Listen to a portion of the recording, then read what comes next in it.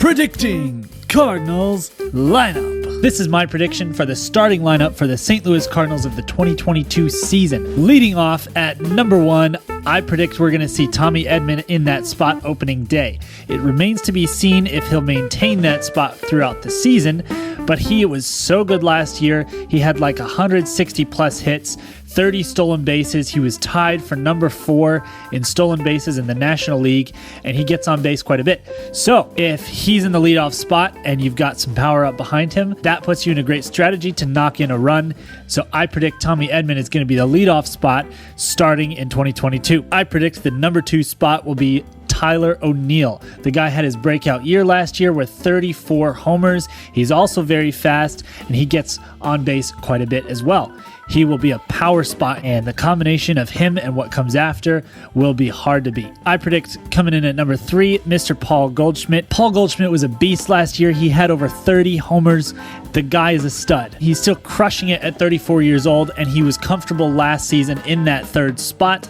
I think he's going to slip right back in this year, and we'll see him do a lot of damage coming in at number 3. Batting cleanup in the number 4 spot, arguably the Cardinals' best player, Nolan Arenado. The guy was a beast last year, also had 34 homers. He only had an average of about 255 last year, though. He's done a ton of work this offseason to improve his swing. He's adjusted his hands so he can get to the ball quicker, and we're going to see a higher batting average from him this year. He's going to be a powerhouse in that number 4 spot. Batting 5th, Paul DeJong. Yeah, I know he struggled last year, but he worked with the world-renowned hitting coach in the offseason, and his output during spring training has been off the chain. The guy has his stuff back. He's on fire, and he's ready to go for the 2022 season in that number 5 slot. Number 6 spot was a little tricky for me to decide who it would be, but I landed on the DH. This year, the Cardinals home opener is also this season home opener starting on April 7th, and who do you think we're going to see in that DH number 6 spot? Come on, who do you think? I want to know. I am waiting. Please tell me. I'm not getting any younger here. In fact, I'm starting to get a lot older here. A lot older here. A lot older.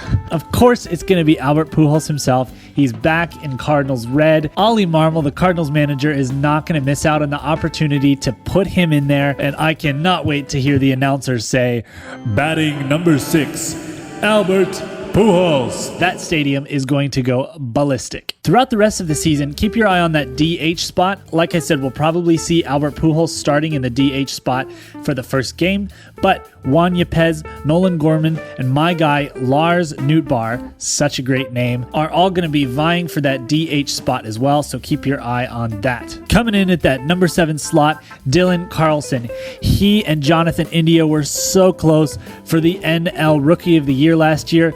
Jonathan India ended up taking it, but Dylan Carlson is a stud. I think he's going to start out the season batting number 7. He's still got some work offensively to work his way higher up in the lineup order, but I think he's going to do a great job starting off in that number 7 spot. Random question, what's your favorite number? Let me know in the comment section. My favorite number is 8. Coming in at that number 8 spot in the Cardinals lineup, we're going to see Harrison Bader. He's also done a lot of work this offseason. He had a much better season offensively and defensively last year with the Cardinals, and I think he's primed to have an even better season this year. Rounding out the order, number 9, who am I missing?